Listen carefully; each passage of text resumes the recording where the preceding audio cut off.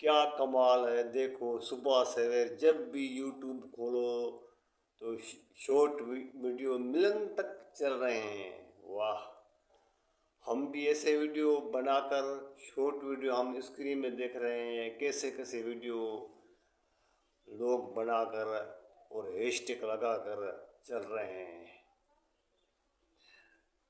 یہ ویڈیو صبح سویر 8-9 بجے تک ڈالنے چاہیے، 4-5 ویڈیو، ایک جانور کا ویڈیو ڈالیں، ایک کسی ولیج کا ڈالیں، ایک کسی اپنے کھیتی باڑی کا ویڈیو ڈالیں تو آپ کو بالکل اچھی رزلٹ ملے گی۔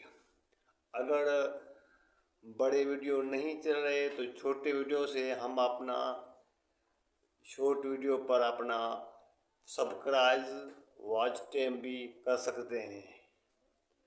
اس وقت